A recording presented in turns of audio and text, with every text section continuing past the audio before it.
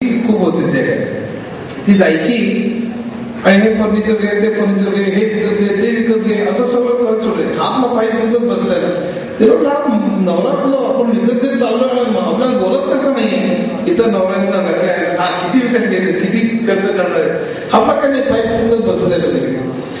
आणि ते सगळं झाल्यानंतर ते बिल आणायचा, बिल आल्यानंतर आईस्क्रीम सही करायचं द्यायचं सगळं. ते नंतर म्हणजे तुम्ही काही बोललाच नाही मला, कॉन्फिडन्स बघा यांच्यामुळे काही काळजी करू, आपले पैसे जाणार नाही. अहो कल्पना करा, ज्या चेकवरती आईन्स्टाईनची सही आहे तो कोण वाटतोय त्यामुळे जो दुकानदार तो प्रेम करून लावेल घरी ते बँकेकडे कसं जातो, पण कॉन्फिडन्स बघायचा माणसं बघा ती गंमत वाटते. पण मी विनायकाचे लिहायला घेतलं की कुठल्या गोष्टीमुळे, ती गोष्ट मी सांगणार आहे की 1920व्या शतकाच्या सुरुवातीला त्यांना हे ताऱ्यांचं निरीक्षण करायचं होतं. आणि त्या निरीक्षण करण्याकरता एक दुर्बीण मोठी त्यांना मिळाली. ती मोठी दुर्बीण, आता ही दुर्बीण खाली ठेवली तर आपल्याला फक्त घरं दिसतील, झाडं दिसतील, तर दुर्बीण वर ठेवायला पाहिजे. पण वर कुठे जायची? अमेरिकेत त्यांना कॅलिफोर्नियामध्ये माउंट विल्सन नावाचं ठिकाण सापडलं. तर माउंट विल्सन वरनं दुर्बिणीतनं आपण ती ताऱ्यांचं ऑब्झर्वेशन करू. पण दुर्बीण एवढी मोठी वरती कशी न्यायची, मग त्याचे पार्ट्स काढून मग वरती न्यायचं ठरवलं. त्यावेळी 1920व्या शतकाची सुरुवातीचा काळ, त्यावेळी मोटारी नाही, रस्ते नाही,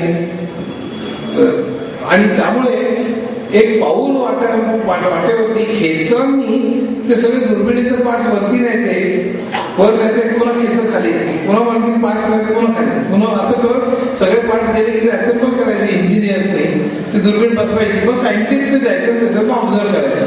इंजिनियर सायंटिस्ट लोकांना वरती राहण्याकरता पण व्यवस्था केली होती. असं सगळं त्यांनी व्यवस्था केली होती. आणि दुर्बिणीचं पार्ट इंजिनियरच्या फॅमिलीने घेऊन जाण्यासाठी त्यांनी ह्युमॅसन नावाचा मनुष्य निवडला. हा ह्युमॅसन भयंकर गावंडळ, गावठी, तंबाखू खायचा, देशी दारू प्यायचा, शिवीगाळ करायचा, पण मनाने अतिशय स्वच्छ होता, प्रेमळ होता, खूप मदत करायचा, अतिशय चांगल्या स्वभावाचा मनुष्य होता. पण तो खेचर चक चक चक चक करत सगळे सामान वरती द्यायचं. ते एकदा इंजिनियरच्या एका मुलीला तो घेऊन चाललेला होता वरती. त्यावेळी त्याला ती मुलगी आवडली आणि त्याचं प्रेम जमलं तिच्यावर. तो म्हटलं माझ्याशी लग्न करशील का? मुलगी म्हणे एवढं तुझी कोण लग्न करणार? खेचर चकचक करत त्या मुलीने वडिलांकडे तक्रार केली. मग वडिलांनी पण त्याला झापला, खाताना इज्जत वगैरे काय काय. मग हा हे पुस्तक झाला. मग सगळे दुर्बिणीचे पार्ट्स गेले, दुर्बीण लागली, इंजिनियरने जोडली, सायंटिस्ट बघायला लागले. मग तो पण बघायला लागला रात्री. त्याला हुसकावून लावण्यात आला. अरे दुर्बीण तुझं बघायचं सायंटिस्टचं काम असतं, त्याला स्पेक्ट्रोस्कोपी यावे लागते, त्याला गणित असतात, ताऱ्यांचा वेग काढायचा, इतर ऑब्झर्वेशन करायचं, त्याची एनर्जी असं बरंच. त्यासाठी तुला गणित लागतं, विज्ञान लागतं, ते तुला कुठं माहिती आहे? ऊस आपण बघत बसत म्हणजे काय. मग तो मला हे कळलं पाहिजे म्हणून तो अभ्यास करायला लागला. रात्री डोळ्यात तेल घालून अनेक दिवस तो अभ्यास करायला लागला. हे तिथे हबल सायंटिस्टच्या लक्षात आलं. आणि हबलच्या लक्षात आल्यानंतर हबलनी त्याला प्रोत्साहन दिलं. तर हबल बरोबर ह्युमॅसन पण तारे बघायला लागले. दोघेही तारे बघायला लागले, ऑब्झर्व करायला लागले. आणि ते ऑब्झर्व करताना त्यांच्या लक्षात आलं की हे तारे सगळे आपल्यापासून दूर पळत आहेत. म्हणजे हे सगळे तारे फक्त पृथ्वीपासून दूर पळत नाहीये, सगळे एकमेकांपासून दूर पळत आहेत. म्हणजे एखाद्या न फुगलेल्या फुग्यावर आपण शाईचे ठिपके वाढले आणि तो फुगा फुगवला तर प्रत्येक ठिपका इतर ठिपक्यांपासून दूर जाईल. तसे हे तारे एकमेकांपासून दूर जात आहेत. म्हणजे थोडक्यात विश्व प्रसरण होत आहे. पण 100 वर्षानंतर विश्व मोठं असेल, 1000 वर्षांतर आणखी मोठं असेल, 1,00,000 वर्षांतर आणखी मोठं, कोटी वर्षांतर आणखी मोठं असेल. तर मग त्यांनी विचार केला हेच गाडं उलटं नेलं तर 100 वर्षापूर्वी विश्व लहान असेल, 1000 वर्षापूर्वी आणखी लहान, 1,00,000 वर्षापूर्वी आणखी लहान, कोटी वर्षापूर्वी आणखी लहान असेल. असं करत करत त्यांनी गणिताने काढलं की 1400 कोटी वर्षापूर्वी सगळं विश्व एका बिंदूत सामावलेलं असलं पाहिजे. आणि बिंदूचा स्फोट होऊन हे विश्व निर्माण झालेलं असलं पाहिजे. अशी बिग बँग थिअरी लिहून 14 पानी रिसर्च पेपर त्यांनी सबमिट केला. आणि माझ्या चॅप्टरचं शेवटलं वाक्य आहे की चकचक करत खेचरांना वर खाली नेणाऱ्या ह्युमॅसनला नोबेल प्राइज मिळालं. स्वीडनमध्ये नोबेल प्राइज घ्यायला जातो का मनुष्य? आणि अशा असंख्य गोष्टी किनाऱ्यामध्ये पानोपाने मी माझ्या पुस्तकाचे बोलणं वाईट आहे, पण त्याचे जे आतापर्यंत 30,000च्या वरती कॉपीज गेल्या लोकांच्या मला रिॲक्शन्स येतात. तर ती विज्ञानाची कादंबरी मला स्वतःला विज्ञान अनुभवून गेलं होतं, त्यांनी वाचलं त्याला माहीत असेल पुन्हा म्हणले. अर्थात हे पुस्तक दिल्याचं असं सांगणार नाही, पण अर्थात हे पुस्तक जरूर वाचा. ज्यांना इकॉनॉमिक्सची आवड आहे त्यांना, ज्यांना नाही त्यांनी पण, कारण त्यात सुद्धा इकॉनॉमिक्सचे थिअरीज, त्यातले माणसं, त्यातले मारामारे आहेत, पण त्यातली 60 पानं जो आहे ती आहे. म्हणजे इकॉनॉमिक्सचा अर्थशास्त्राचा गाभा या टायटलमध्ये 60 पानं आहेत. ती 60 पानं जर कोणी वाचली तर आता जे सगळं चाललं, रेपो रेट, इंटरेस्ट रेट, महागाई, जीडीपी, फॉरेन एक्सचेंज आणि रुपी डिव्हॅल्यू, सगळं तुम्हाला त्या 60 पानामध्ये तुम्ही CNBC, NDTV profit, economic times आणि फायनान्शियल एक्सप्रेस मधलं 80% तुम्हाला त्यांच्या भाषेत कळू शकेल याची मी गॅरंटी देतो. तुझा माझ्यावर विश्वास असेल तर तो जरूर अर्थात वाचा. नंतर मग मी मनात गेलं, त्याच्या गोष्टी सांगत बसलो, कारण की खूपच मनात एक तुम्हाला गोष्ट, मनात सायकॉलॉजी पुस्तक प्रचंड पॉप्युलर झालं. 11 महिन्यात 13 एडिशन लोक वेळासगळं वाचतात ते, आणि सायकॅट्रिस्ट सायकॉलॉजिस्ट वाटतायत पुस्तकं, मला आश्चर्य वाटतं. पण त्याच्यातलं गंमत अशी की त्यात सुद्धा चिकार गोष्टी आहेत, खूप गोष्टी, प्रयोग. म्हणजे सोशल सायकॉलॉजीचे जे काही प्रयोग झाले त्याला एक प्रयोग समजून लक्षात. क्वीन्स बरो नावाचा न्यूयॉर्कमध्ये एक बरो आहे. न्यूयॉर्क अनेक परगण्यांचं बनलेलं आहे, बरोजने बनले, त्यातला एक म्हणजे क्वीन्स बरो. त्या क्वीन्स बरोमध्ये एक बाई रात्री 1 वाजता येत होती.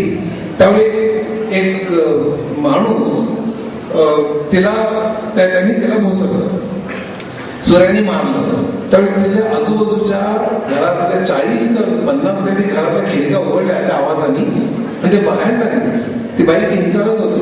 तो मनुष्य गेला, पुन्हा 10 मिनिटांनी परत आला आणि त्याने तिला भोसकलं. ती पुन्हा किंचाळली. हे लोक सगळे बघताय. पुन्हा तो मनुष्य गेला, पुन्हा 10 मिनिटांनी आला, पुन्हा त्याने भोसकलं आणि त्यावेळी ती मेली. आणि लोक अवाक झाले. ही बातमी न्यूयॉर्क टाइम्सच्या हेडलाईन्स मध्ये आली की असाच गुन्हा घडला. तर हा गुन्हा घडला म्हटल्यानंतर अमेरिकेत खळबळ वाजली. त्याच्यावर चिक्कार मोठ्या चर्चा की 40-50 मिनिटं घालून काय होते, त्याला कोणी धावून कसं काय. त्याच्यावर आपल्याकडे 4 मुंकी जशी येतात न्यूज आवरला आणि बांधतात, तर तिकडे भयंकर मारामार सुद्धा झाले. लोकांना हे कुठे गेले, त्यांची माणूस कुठे गेली. एवढा गुन्हा घडत असं कोणीच आलं नाही. त्यांना बोलवा आणि फटके जाहीर फटके मारावं तर काय काय सगळं सुरू झालं की माणसाचं किती आपण बदललेलो होतो, आपल्या माणूस कशी गेलेली, त्याच्या चर्चा सुरू झाल्या. अनेक सायकॉलॉजिकल कॉन्फरन्सेस त्याच्यावर झाले. एक प्रश्न असा की 40 किंवा 50 लोकांनी बघून कोणी कसं पुढे आलं हा प्रश्न. मग बरं हा, आणि त्यानंतर मग एकदा अशी कॉन्फरन्स होती. त्यावेळी रात्री 2 जण आपल्या हॉटेलच्या रूमवर गेले आणि पहाटेपर्यंत डिस्कस करत होते ते. आणि पहाटे एकाच्या डोक्यात ब्रेन वेव्ह होते. ब्रेन वेव्ह, लॅटरल थिंकिंग, वेगळ्याच तऱ्हेचं थिंकिंग, हे नेहमी आपल्याला पुढे नेत असतं. एकाच्या डोक्यात आलं की 50 माणसं होती तरी सुद्धा कोणी मदतीला धावलं नाही, असं नसून 50 होती म्हणूनच कोणी मदतीला धावलं नाही असं तर असेल. आणि त्यांनी मग हा विचार मांडला.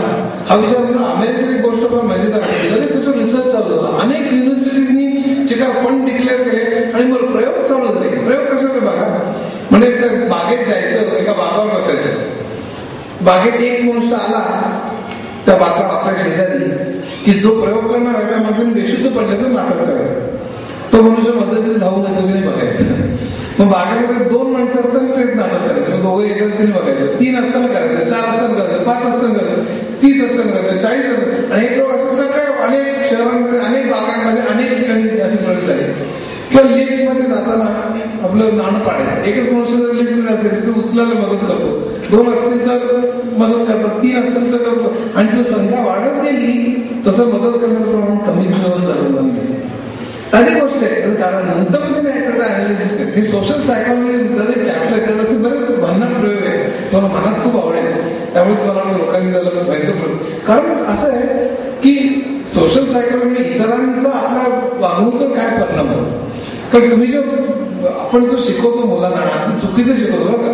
आपण शिकवतो जर एखाद्या मुलाला पुढे मदत करायला तुला कोणी सांगितलं होतं चोंबडेपणा करायला, असं लोक सांगतात. ते चूक आहे. आपण क्राऊड पेक्षा वेगळं थिंकिंग किंवा ऍक्शन बघायला मुलांमध्ये भीती निर्माण करतो. आणि एकदा भीती बसली की मग मुलं वेगळं विचार करू शकत नाही. ते क्राऊड म्हणजे ते बनतात. अशा मुलांना कुठेही वैज्ञानिक किंवा कुठलाही मोठा लेखक किंवा कुठलाही मोठा विचारवंत निर्माण होणंच शक्य नाही. तुम्ही वेगळ्या तऱ्हेने विचार केव्हा करता, तेव्हा प्रस्थापित विचारांना चॅलेंज करता, तेव्हाच तुम्ही काहीतरी मोठं वेगळं काहीतरी करू शकता. थिंकिंग डिफरंटली त्याला म्हणतो. आणि आपण तेच बरोबर मारून टाकतो लहान.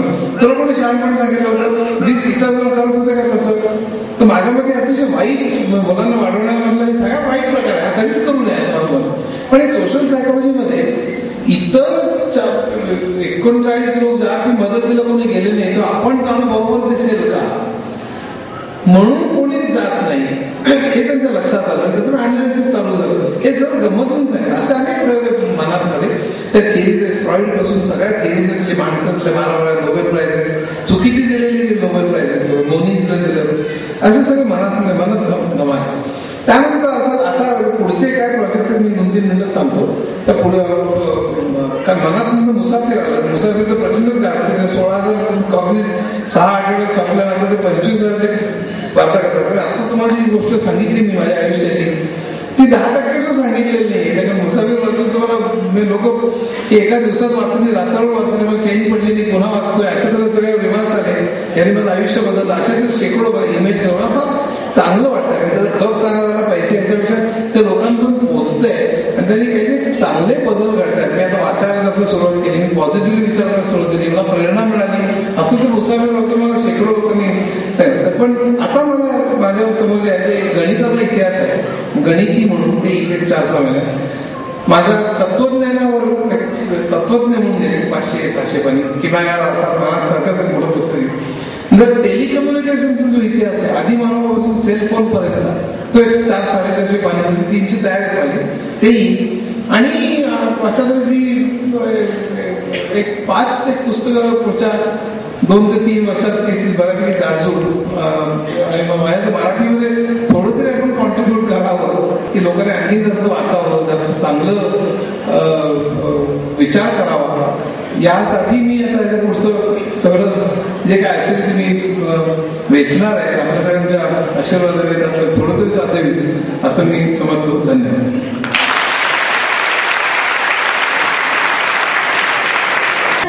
आपले अनुभवरूपी विचार मी या कार्यक्रमाचा असा घेणाऱ्या माझ्या सगळ्या बंधूंना, ज्येष्ठ मंडळींना विनंती करते की कृपया थोड्या वेळाचा हा कार्यक्रम चाललाय, आपण खाली बसून घ्यावं प्लीज.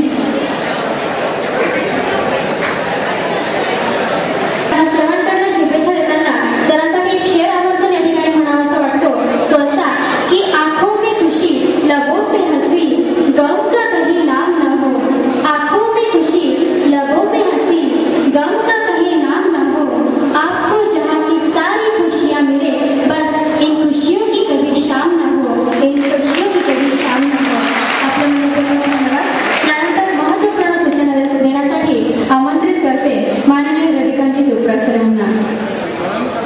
आभार पुन्हा कुणाचे मानायचे, त्याच्यामुळे आभाराचा कार्यक्रमच आपण रद्द केलेला आहे.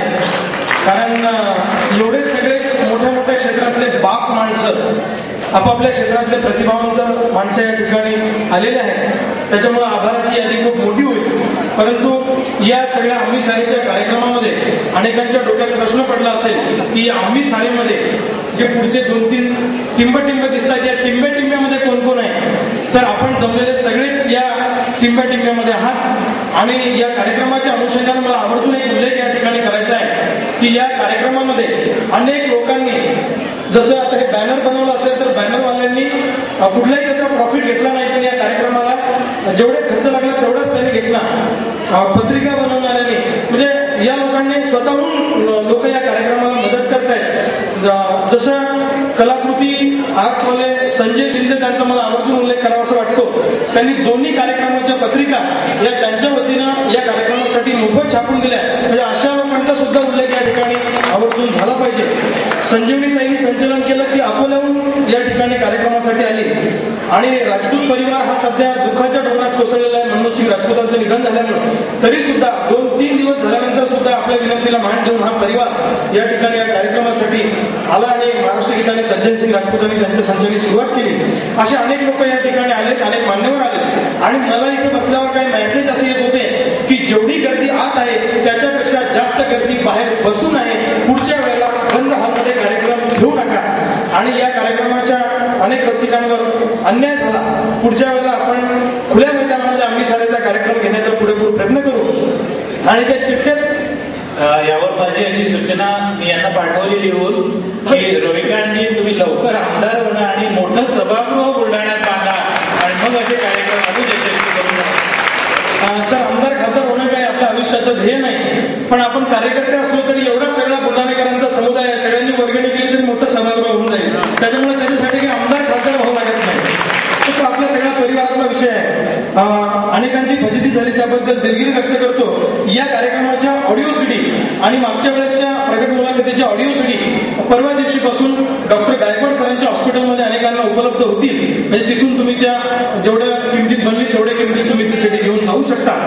आणि बाहेर या शहरातली सर मला आवर्जून सांगावं वाटेल, या शहरातली अतिशय ऑनरेबल आणि रिस्पेक्टेबल मंडळी बाहेर तुमचा कार्यक्रम ऐकण्यासाठी अजून सुद्धा बसून आहे. त्याच्यामुळं म्हणजे आतल्या लोकांना ते दिसलं नसेल, पण मला जे काही SMS आणि फोन येत होते, तर अशा पद्धतीचा हा सगळा कार्यक्रम होता.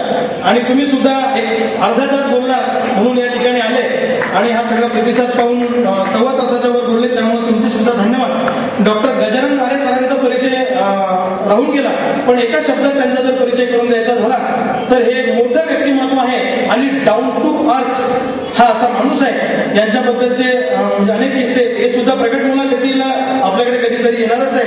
तर अशा पद्धतीने हा कार्यक्रम आहे. आम्ही साऱ्याचा मुख्य उद्देश एकमेकाला समृद्ध करणे एवढाच या ग्रुपचा उद्देश आहे. आणि तुम्हाला ज्या चिठ्ठ्या दिल्या त्याच्यावर नंबर टाकून बॉक्समध्ये त्या टाका, जेणेकरून पुढच्या वेळेला तुम्हाला SMS येतील. शहरातल्या सगळ्या पत्रकारांचा या कार्यक्रमाला प्रामुख्यानं सहभाग लाभलेला आहे. नुसतं लिहिण्यापुरता नाही, तर आवर्जून हा कार्यक्रम कुठपर्यंत आला, काय काय तयारी आहे, आमच्यावर काय जबाबदारी आहे, असे सगळ्याच वर्तमानपत्राचे प्रतिनिधी येऊन विचारत होते.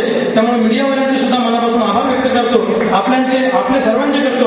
आणि पुढच्या कार्यक्रमाला पत्रिकेची अपेक्षा करू नका. SMS येईल किंवा वर्तमानपत्रातून बातमी त्याच्यावर या. धन्यवाद. जय हिंद, जय भारत. असतील म्हणजे मोजके